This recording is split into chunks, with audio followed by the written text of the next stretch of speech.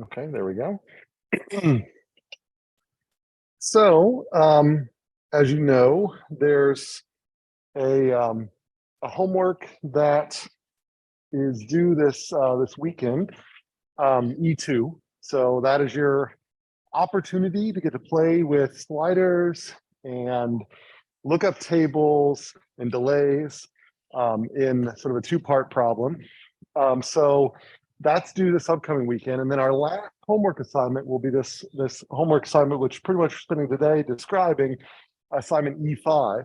After that, your time is spent working on your final projects, really. I mean, there's going to be readings, but the actual sort of Vensim work and Insight Maker work will be focused on your final project. So just jump right into that. So this assignment here is meant to be kind of to give you an idea of roughly the scope of what I would expect out of a system dynamics model for your final project. And so I'm expecting you to have a couple of sectors, not a whole lot of stocks, but 3 or 4 stocks, interconnections, something that's complex enough to generate interesting results, kind of similar to the results that we saw in the last lecture at the end there, where they could use 2 sliders to create sort of 4 regimes to try to understand what might happen if they underinvested or overinvested based on how quickly the other group would retaliate. So the motivation behind this is, again, multi-sector. And again, thinking about last time, last time we started with a growth sector inside EasyJet. So we're modeling just this focal company that we were trying to do strategic modeling for. So we had that sector. And then we also built a sector of their rivals. And so we didn't have to model all of the details that go on in the rivals. We had to model enough to sort of give us a response to actions made inside the partner that we cared about. And then there were a connection between those two, and then some additional complicating processes going to add it on to that. And that's what we're going to see in this assignment. This is an assignment that is meant to model a city like Phoenix that has water limitations. So it's growing, but maybe it has limited water ability. It is not, I would say, a good model. It's a very contrived model. This is, I think, not a good model. And I do that on purpose, because I don't want to sort of take away the opportunity for you to model, Phoenix and water limitation or whatever. So I've kind of come up with sort of a bad model, but it has, it's the same level of complexity. So it's certainly the model that is going to be presented that you're going to build and work with in assignment E5 has got a lot that you could criticize about it. So that's not what you're supposed to sort of be picking out of it. We're supposed to be getting with it is like, this is how I might build a model from starting with building one sector, another sector, connecting together and doing a little analysis on it.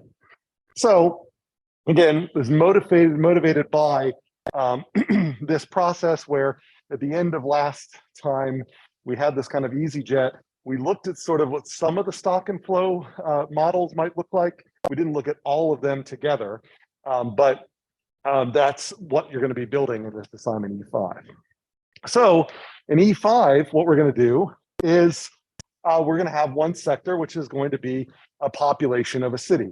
So one thing that we're definitely going to have here is a population stock, a birth stock, and a death stock. And what you're going to find in E5 is that for the most part, it's written like a recipe. So I give you almost every step you need to build it. And then at a couple points, you have to fill in a formula based on, that'll be the exercise there. So a lot of this, like the large scale things I give you, and you just have to follow the steps and walk through them. But then occasionally you'll have to fill in a formula based on your best guess and those sorts of things. So, and we're going to talk about some of those formulas here in this presentation. So I give you a lot of help on it.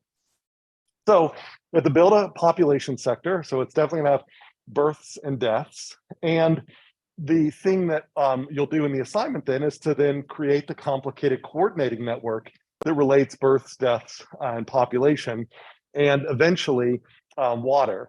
And we are not going to use some of the simple birth-death formulas that we've seen so far, like in the bacterial case. We are going to use a lookup table that will end up coordinating these things together. And so we'll see how that works. Then we're going to have a second sector that's our water supply. And it's going to have two stocks, treated water and untreated water. And as the population, that'll be over here, uses water, then it gets converted from one stock to the other. And then there is some rate that it gets treated to come back into here. So, in real cities, like we don't, at this moment, we don't, this isn't exactly how we get water back into the system. And usually there's a lot of ecological processes that go from, the untreated water, coming finally back into the stuff that people drink. But, they're experimenting with that. And we're just sort of simplifying all of that by saying that when water gets used, water never disappears in this system, but it is unusable and then becomes usable again after some treatment there. And then we will create a connection between these sectors and the assignment. And then as a bonus on this assignment, you'll have the opportunity to expand the boundaries of this model and add other complicating processes that you don't think are represented in the recipe that I've given. And so you might add the effective temperature or something like that. Something simple for this model. This model isn't your final project. It's just trying to bring you into the mindset of what your final project might look like. So, and the other bonus question we'll have on this is, and this again is trying to model what you might do in your final project, is to try to come up with justifications, say from the web, for parameter use. So you might say like, the birth rate here is, or maybe the death rate, you could base that off of the average lifetime for someone who lives in Phoenix.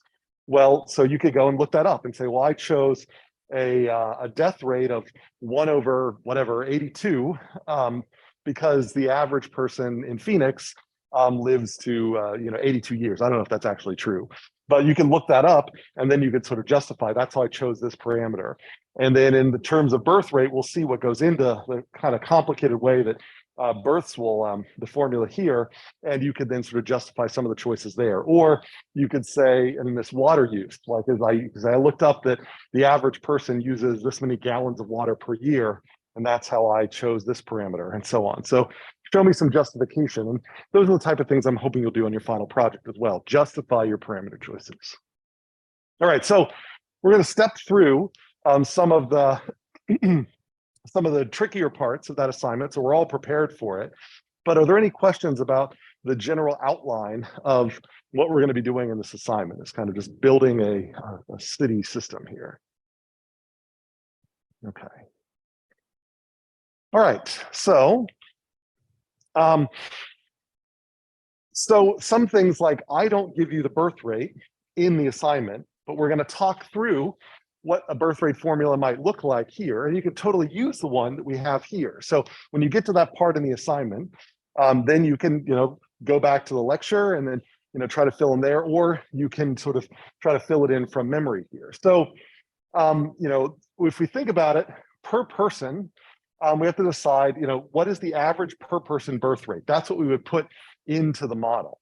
Now, you might be tempted to say, well, maybe you look it up online and you can say the average child producing person in the United States produces 2 children over their lifetime. And so you might be tempted to say, oh, I'll just put 2 in there because they produce 2 children per person. But you have to realize this is per year per person. These rates are per unit time.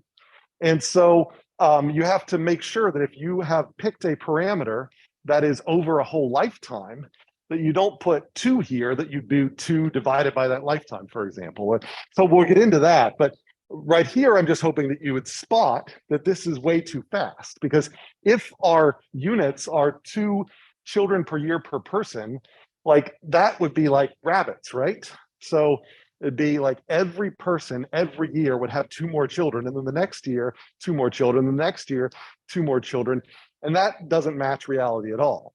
So just because you found a 2 somewhere, when you're looking up what the average birth rate is for the U.S. population or the Phoenix population, and you'll see like replacement rates and things like that referenced and all that, and there's 2 or 2.1 will keep coming up, and then you might be tempted to just put a 2 in there, but you can't use 2 by itself. It's got to be conditioned, and that's what we're going to talk about here. So this is way too fast. So So this doesn't seem realistic. Every year, every individual produces 2 children. That's not right. So we say, well, how do we fix this? Well, let's think about where that 2 came from here. Well, we could say, well, maybe this is 2 children every year for life is probably too frequently. So maybe what we mean, and also that's what. So this is the first criticism that I already mentioned. The other criticism here is that every individual in the population isn't producing offspring. So when we average out of these things, we have to realize that this average is going to also account for people who don't produce offspring. So how do we come up with a more realistic formula? So this is kind of like unit conversions in chemistry. You have to combine all these assumptions until you get all the units right, and everything multiplies through and everything matches. So we're going to make some assumptions here. Humans have to form pairs to produce offspring. So that's our first assumption. They're not asexually producing bacteria. And we're saying that every pair of humans produces 2 offspring over their lifetime on average. So we're going to talk about issues with these assumptions in just a second, but we just are starting with something. And so this is the model that we're starting with. Every pair lives around 70 years. And then so these are the assumptions that we can use to build this formula. Now, like I said, there are problems with these assumptions. So for one, it may be that the pairs that form are not necessarily child-producing pairs. And so if we wanted to make this more realistic, then we would need to scale the number of humans down to sort of an effective population size, representing that, even though there are 300 million humans maybe in the United States, not all of them are of child rearing age, and not all of them are going to form pairs. There's all sorts of reasons why that not all of those who are maybe biologically capable of producing offspring are going to produce offspring, and there's going to be plenty of people who aren't biologically capable of producing offspring. So there's probably more that we could add here to make this more realistic. There could be demographic differences in offspring production. So it might be that people of certain socioeconomic status produce more offspring than others. And we are not accounting for that here. We could imagine building a complex population model where we have sort of low SES, low socioeconomic status, moderate socioeconomic status, high socioeconomic status, and each one of them have a different birth rate. That could be one way we could handle that. We're not going to deal with that here. It's a very simple population. Also lifetime. So there could be demographic differences in lifetime. So low SES might live a different amount of time than high SES. And then there can be multiple pairings too. So it may not be one pair per life. So there's a lot of things that can kind of upset these numbers. So all models are wrong, but some are useful. We don't know if this approximation is going to be useful enough. We know, though, it's going to be a lot better than assuming every individual has 2 offspring per year, every year of their life. So it's a good start. So that's why we might start with this. So how do we combine those together? Well, if I want average per person birth rate, I can think about breaking that up. Again, this looks like a chemistry problem or something. And I can say that, well, if I look at all my assumptions, I can turn those into these little subparameters that I can multiply together to get the birth rate that I want. So I've got up here that every pair produces 2 offspring, and I've got that humans have to form pairs. Well, I've got these color coded. So this magenta one here, humans have to form pairs of offspring. Well, I know that there's 1 pair per 2 people. So just to get my units right, if I look, this blue one's got 2 children per pair, but I know that ultimately I want this per person. Well, how do I convert pair to people? Well, that's this one pair per 2 people. So, so that will end up doing, this pair will end up canceling with this pair.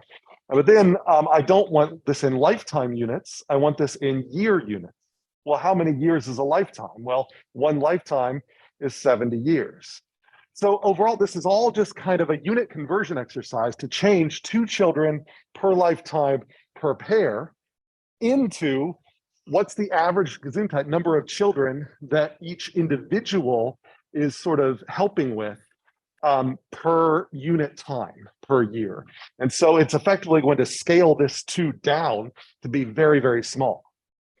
So let's see how that works. So if I put all that together, here's my 2 children per pair per lifetime.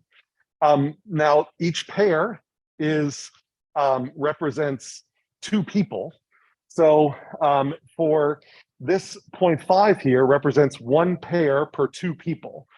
So these two children come from two people, and that's the reason why this is 2 times 0.5. This is actually like 2 times 1 over 2. And then this over here, these are in lifetime units, so I need to convert them to year units. Well, this is 1 lifetime per 70 years. So I put all that together, and what I effectively get is these two will cancel, and I end up getting 1 divided by 70 children per person per year. So that's how I combine these assumptions up here to get them into the units I want. And now I see that every individual contributes far less than they did. It makes a lot more sense to say every individual in the population contributes 1/70th of a child per year, as opposed to 2 children every year. So does that make sense so far? How we go from, like, these are data that we could go onto Google and look up, and we can combine them together, again, like we're in like a chemistry class, like Chem 101 or whatever the number is here at ASU, and we're doing sort of like balancing units and all that so that we get the units out that we want. And the units we want are the number of children per person. And if I combine all these, I can get the number of children per person per year, and it ends up being this quantity right here. And that's what I can put in as my birth rate formula. So questions on how we got that? So in your model, you may choose to put a different number here. It doesn't have to be 70. Could be whatever you end up looking at the average lifetime is. You might say that actually in Phoenix, the average pair produces 2.7 children or 1.9 children.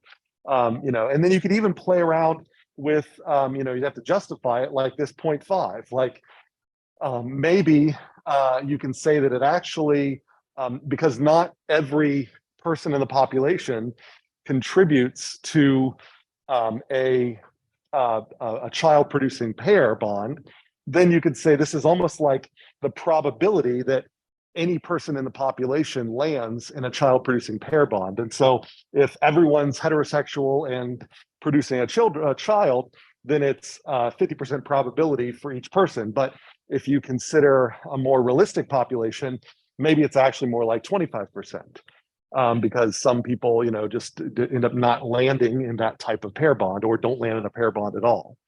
So, so you can imagine scaling these things, and that's totally fine. Okay. So, so that's what you'd end up putting in as your formula in Vensim or Insight Maker. And then once you've got this birth rate, then in your births flow, in that stock and flow model, you'd multiply it by the population. And that would actually then get rid of the, since population is in person units, would get rid of this, and then they would turn into birth, would just be in children per year. And that would tell you how things grow, how the population grows over time. Okay. So flow rate, children per year. All right, so questions about forming the births formulas here, and specifically the birth rate formula.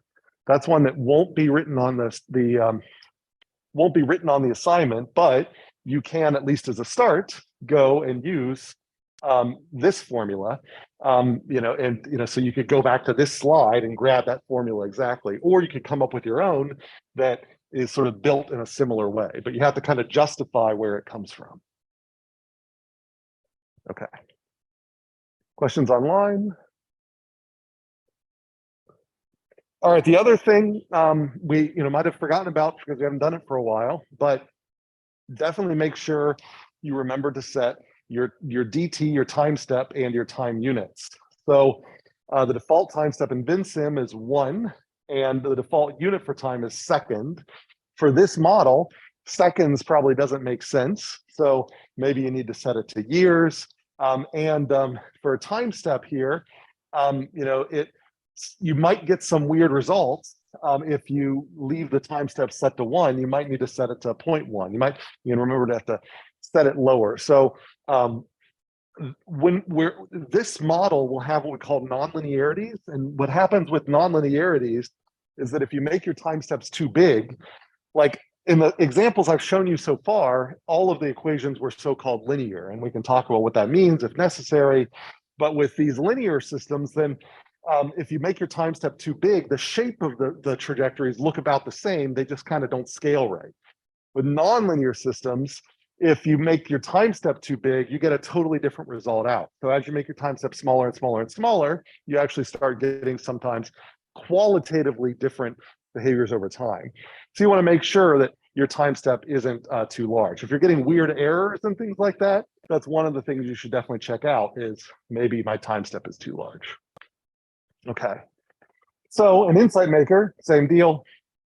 The default simulation time step is 1, and seconds, again, you probably want to change those. So the other thing, converters and lookup tables. You'll definitely use those again on this assignment. So hopefully you'll feel more comfortable with this after the assignment E2. But remember, you in Vensim, you open up a variable, you leave the type set to auxiliary, and you set the subtype to with lookup in order to make this work. Avoid the lookup button at, on the Vensim canvas, and instead, just draw a normal variable, a normal auxiliary variable, bring it in, and then change the subtype from, I think it's called like normal or whatever, I forget what the default subtype is, to lookup table, to turn it into a lookup table. And then in the top box in Vensim, you just copy whatever the input is that's going into there, and then the bottom box will get filled out by the as graph. So if you go to that as graph button, you'll be able to put in your lookup table. So this is the example for the fish one.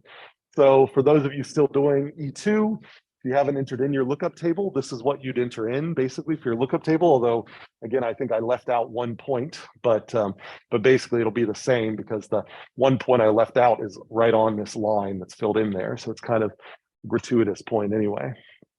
So you set up your lookup tables, you make sure you set the Y range and the X range. That's going to be really important is like if you have a lookup table in terms of density, make sure it goes from 0 to 1 because density could be any value between 0 and 1. So if your lookup table isn't defined all the way from 0 to 1, you'll get an error if your density crosses one of those boundaries. And it might be that there's some other problem in your system that causes your population to go negative, for example. And if that happens, then your density will go negative as well. And so if you get an error in that case, then it's probably not a problem with your lookup table. It's a problem with something else in your system that's causing your population to go negative.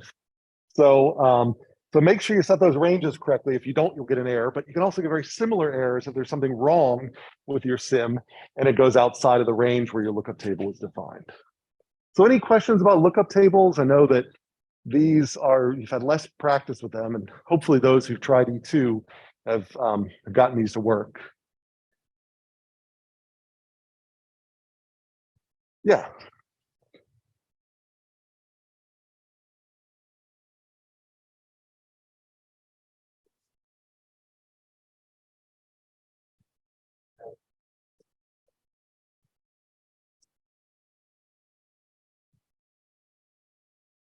You mean like, back on this page here? Yeah.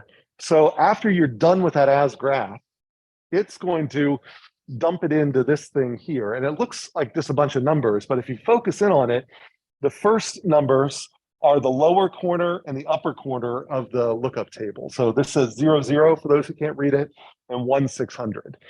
If I were to go back here, I can see that my lower input is 0, 0, and this goes all the way up to 600. So it's like I've defined 0, 0 as this corner, and 1, 600 is this corner. And that's just for visualization. It doesn't actually change anything. It's just it helps Vensim remember that when you click as graph, it should show it this way.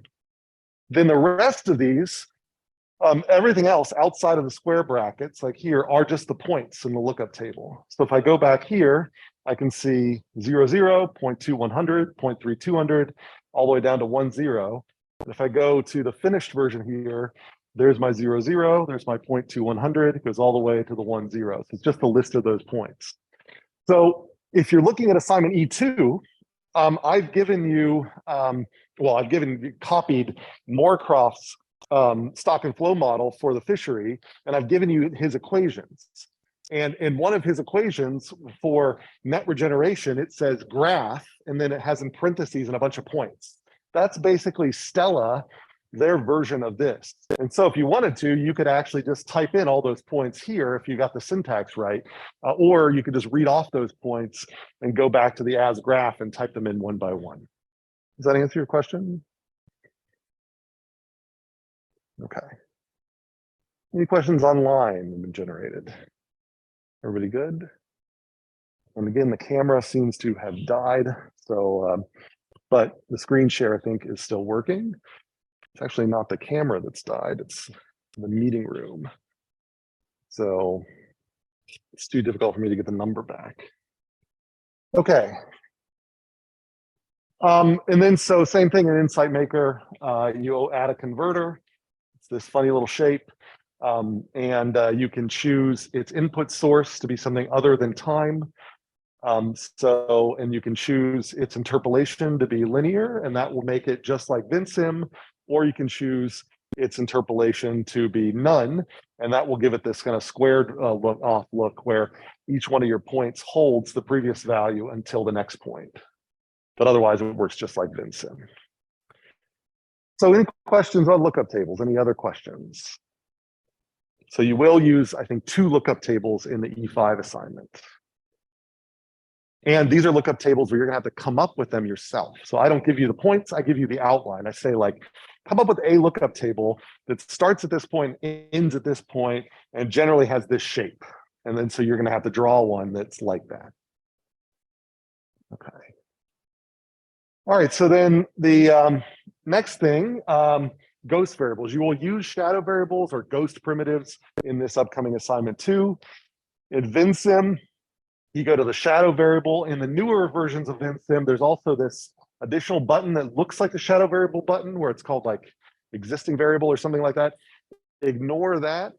That's kind of a little more advanced from when you create multiple views in the canvas. So we just focus on the shadow variable here. You click on the shadow variable, you click on a spot on the canvas, and then it'll pop up a list of all of the existing variables in the sim, plus additional ones that are hidden behind the scenes, like the time variable. And so that allows you to create an alias to these existing variables located elsewhere in the canvas. So this is a great way to connect 2 sectors. So you can draw your city sector like up here in this corner and your water sector down here. And at some point, the population needs to connect to the water. Well, you could draw a line going all the way across your canvas, or you could create a copy of population down here and draw a little line here. And that kind of keeps the sector view. So you can kind of like keep the population separate from the water. They'll still dynamically, like behind the scenes, they'll be connected, but you won't get these ugly connections going way across the canvas, this way. So you can kind of maintain an abstract boundary between the 2 of them, which just sometimes helps with readability. So that's what we do with shadow variables. So they prevent crossing a whole bunch of wires on a diagram, and then of course they also can allow you to access time. So. Yeah, and then in Insight Maker, they're called ghost primitives. It's the same idea. Click on a variable, add primitive, ghost primitive. It'll create, as I say, a linked alias. So it's kind of a little bit of it's kind of Halloween appropriate. It's it sort of looks just like it, but it's sort of ghostly. And so then you can drag that and put that anywhere. And then any arrows coming in are equivalent to arrows coming into this one, and arrows going out, same thing, equivalent to arrows coming out of that one. So they always match. They're just graphically shown in 2 places, even though it's actually one entity. So any questions on what I mean by ghost variables or shadow variables? Just to clean up the canvas. Questions online? And you will use those. Yeah, go ahead. Mm-hmm.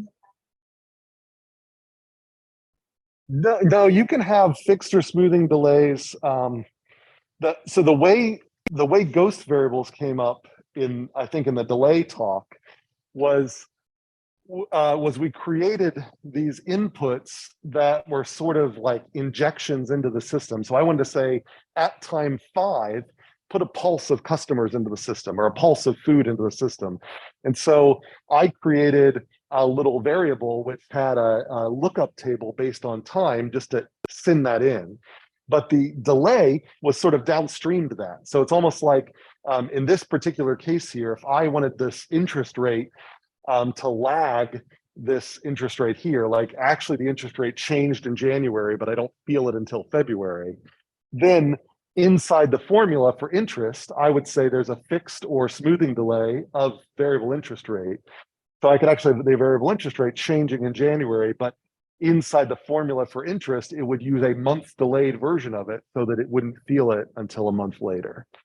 So we don't need lookup table, or we don't need lookup tables, and we don't need ghost primitives for delays. We can implement delays anywhere we want. It's just you just anywhere there's an expression, anywhere there's a formula, you can put fixed delay or smooth, and it'll work the same way.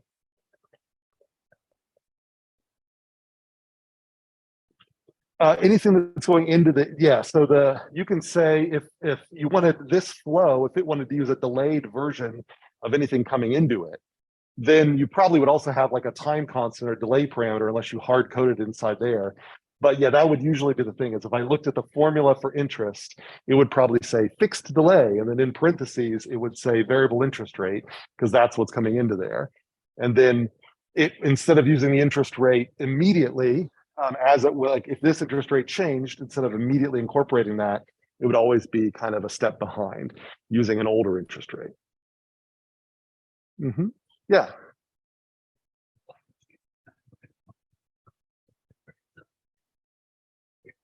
Yeah. Yeah, absolutely. And that's what you'll see with this assignment, is you'll build a kind of a population stock and flow diagram up here, and you'll build a water stock and flow diagram up down here. And you could actually like create a new Vensim model that's just the water one, where you fix the population as like an exogenous variable, run your water one, and then once it's working, you could copy and paste that stock and flow diagram onto this canvas. And then where population was an exogenous variable, you just delete that population variable and create a ghost variable instead, and then they're connected up. Does that make sense? Any other questions? Great. Okay. So this is not going to be used on assignment E5, but this is something that often comes up on final projects, and it really relates to these last couple of questions about ghost variables and lookup tables. We're simulating this city, let's say Phoenix. Now we're simulating water use. Well, yeah, water use works too. Like in Phoenix, we use a lot more water in the summer than we do in the winter, because you have to irrigate a lot more and you lose a lot more water to, especially if it's not flood irrigation, you lose a lot more water to evaporation. So there's a lot of reasons why you use more water in the summer than you do in the winter. So if you were going to talk about water usage per person, you might want that to vary seasonally, where there's always some non-zero water use, but sometimes it's higher and sometimes it's lower. So how would you implement seasonality inside these things? Well, we can do that inside both Insight Maker and Vensim.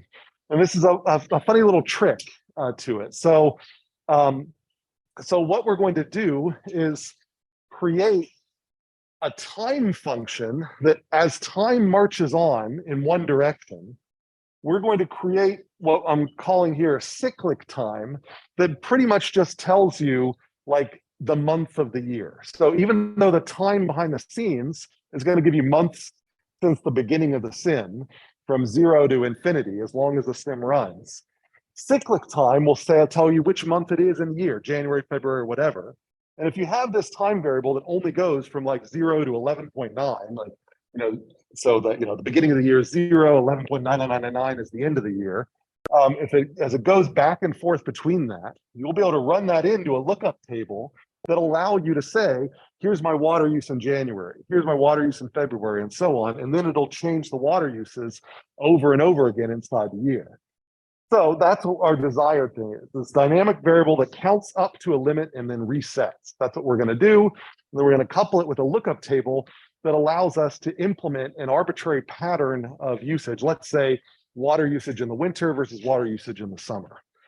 And so how do we do that? Well, in Insight Maker, we can go into create a variable called cyclic time. You can go into its equation. We click on the little sigma to open up all of its functions.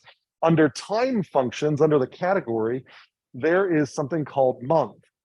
Now, months gives you the number of months since the beginning of the sim. So that's not cyclic. It'll just keep climbing, higher and higher and higher the longer you run the sim. But we're going to combine it with, so this is me just highlighting that months exist there. So there's a bunch of functions here that, you can do seconds since the beginning of the sim, minutes, hours, days, weeks. So you can choose the current time. You can choose how you want time to be returned to you. But then, so I'm going to choose months. Now, there's this funny little thing called mod. So this is short for modulus or modulo. And the modulus or modulo, so months mod 12, this gives you the remainder when you divide months by 12, the remainder. So, and this is a remainder, not just like normally we think of remainders in division, it's like going to be an integer or something. It's, if I did, 5 divided by 3, I'll get 1 with a remainder of 2. Well, if I do 5.5 divided by 3, I'll get 1 with a remainder of 2.5. So that's what's going on here. So whatever months is, if months is less than 12, this is just going to give you exactly what months is. But once months hits 12, it basically resets. So when months is equal to 12, 12 mod 12 gives me 0. When months is equal to 13, 13 mod 12 is going to give me 1. So I think I've got this mapped out here. So if months is climbing up to infinity, months mod 12 starts matching, but at the instant it hits 12, it goes back to 0. And if I add this sort of integer or the fractional part here too, this months is going to climb up and it's going to have fractional parts in time, so half a month or whatever. But similarly, where they match up, 11.5, 11.5, the instant hits 12, it goes down to 0. So 12.5 months mod 12 gives me 0.5. And so now this implemented cyclic time is, even though the time is climbing up to infinity, this months mod 12 is going to always tell me what month I'm in, and even down to where in the month am I. So this is kind of it always tells you, am I in I'm in January here from 0 to 1.5 or 0. Anytime between 0 and 1 I'm in January, anytime between 1 and 2 I'm in February, and so on. So all the way up from 11 to 12 is all the way through December. But the instant I hit 12, that's like the year rolling over, and then now I'm back in January again. So does this formula make sense? I'll show you how we use it with a lookup table next, but I just want to make sure we get the math here, that this term mod is just, instead of dividing and taking the results, we divide, throw away the normal result, and just take the remainder. Okay. So we now can take that and build a lookup table. And this lookup table only has to be defined from 0 to 12. That's the beauty of it. Our simulation might run for 10 years. 10 years, that's 120 months. And if we didn't have this cyclic time, we would have to define this lookup table for all 120 months, even if it's just going to be the same pattern over and over again.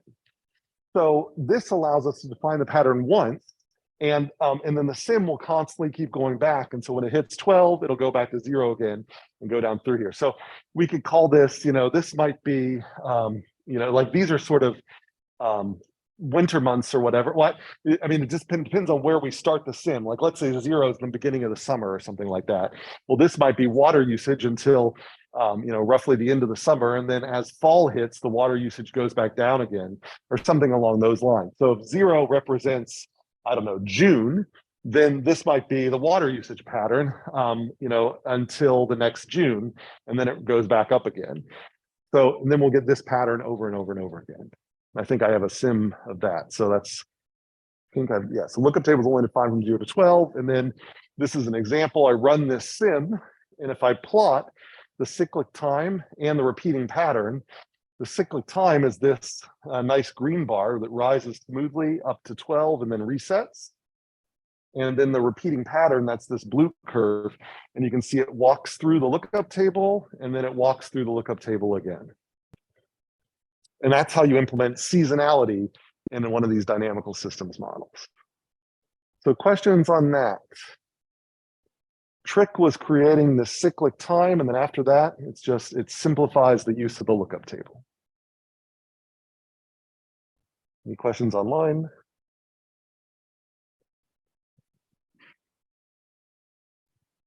Okay. And we can do the same thing in Vensim.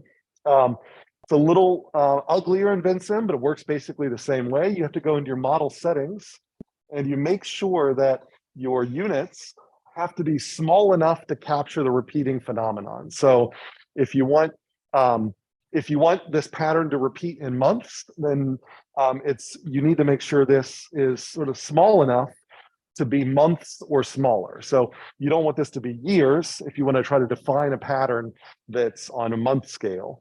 So months or smaller. So if instead you want something to be like a decade revolution, then you could make this years, but you wouldn't want it to be larger than a decade.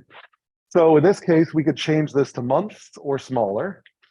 And then we do a same type of thing. We create a shadow variable for time, and we drag it into a variable I'll call repeating pattern. And so I'm kind of combining the cyclic time and the lookup table all in one. So this repeating pattern, this variable, I'm saying it's an auxiliary with lookup, but here's the trick. In the input to the lookup table, I don't just use raw time. I use Vensim's version of the modulo. And so in Insight Maker, I would do time or months mod 12. The way I write that in Vensim is with this modulo function, where I do modulo time 12. And that just means the same thing as time mod 12 in Insight Maker. It's just written a little bit differently. But I run that as the input to my lookup table instead of just time. And that makes it so I don't have to create a separate cyclic time. I'm effectively creating the cyclic time as the input to the lookup table. And then the lookup table can be implemented on top of there. And it just makes it so I don't have to have three things. I could just have the shadow variable and the repeating pattern. From there, I can go to my as graph, and I can create a lookup table that's only defined from 0 to 12. And I create my repeating pattern of whatever I want to call this. Maybe this is water usage over the year, energy usage over the year, whatever. And then if I were to go out and then simulate this thing and plot my repeating pattern, then I get that same pattern repeats every 12 months. And if I ran my sim for longer than 24, it would just keep repeating. So everybody see how I did that? Any questions about that?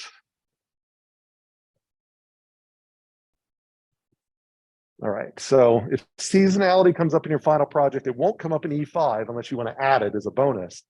But if it comes up in your final project, this is how you do seasonality without having to define like this pattern for the entire time block you're simulating. Okay. All right, so kind of looking ahead here, we've got, so the next reading we have is this chapter 8. But as I say on the page on Canvas, you're only responsible for up to page 293. So chapter 8 is kind of a long chapter, and it gets a little bit off in the weeds, and so you're fine to read up through more of that. But the perusal assignment will stop at 293, and that's all that I'm going to be, testing you on in the exercise and the assessment. So there's no need to read past 293, but feel free to. And then the last two chapters that we'll read between here and the end of the semester are chapters 9 and 10. So that's another option here. So assignment E5, I say distributed today, but that just means it's sort of formally assigned here. It's actually due the Sunday after the next class, and Tuesday we will spend the whole class working on the assignment. So you come to class, and it's basically going to be a lab day. So I'll be here. and we can then work on it, as a group. Well, not as a group, but I'll walk around and you can work on it. And if questions come up, then I'll be free to help out. But you're free to get started on it, sooner than that. In fact, we have a little bit of time left here. So if you want to start today, that's fine too. Or if you want to get out of here earlier, that's fine as well. Then, of course, do Sunday. We've got a Muddiest Point, and then this assignment E2 that's been around for a while. If you want to use the rest of the time today, you could also do that. And I could help with any questions you have. And then, so again, next week, Tuesday, we'll work on E5, and it'll be due Sunday after that. And then chapter 8's due before lecture F1, so that's Thursday. And then after that, so this is kind of an important milestone between lectures F1 and F2. So that's a week from Tuesday. Then we'll have another kind of lab activity where you with your group will have to demonstrate to me by the end of the class period that you have a small, one sector working model of what of some aspect of your final project, just to show me that you've got some momentum started. And if you can't, and then that way, if there's any errors that come up, then I can help you try to deal with those errors. And if by the end of the class period, you're not able to demonstrate to me a small minimal working part of it, then you can upload a video by the Sunday after that, so that I can review that video online to see that you've got some momentum going up. And so that's what's coming up. So work with your group on getting something on Canvas, not Canvas LMS, but on your Vensim or your Insight Maker Canvas. Again, doesn't have to be your whole model, but just like the first couple stocks to show that they're working in the right direction and you're not getting errors or weird things. And then our last two chapters, 9 will be due before F2, and then 10 will be due before F3. So any questions about any of this? Yeah.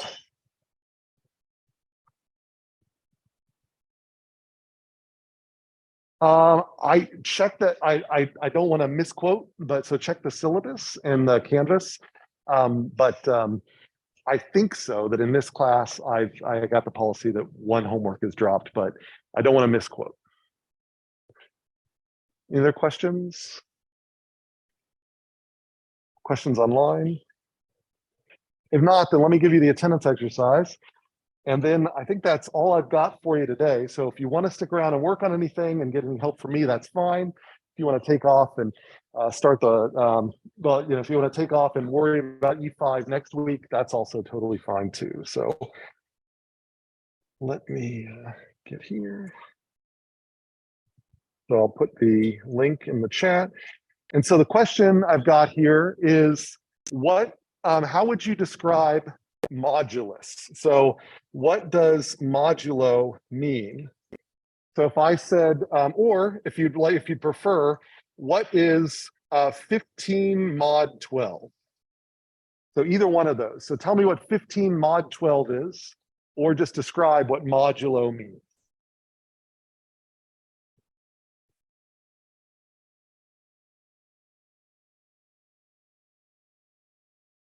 And that's all I've got.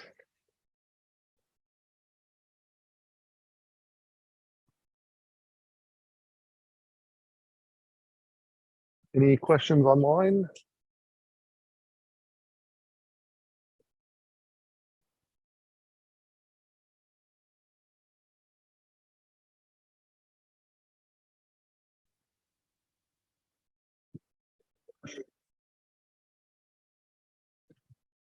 Yep. Yeah, in fact, the slides are already available and the video will be uploaded as soon as I can. Yep. All right, so I will go ahead and stop the recording at least.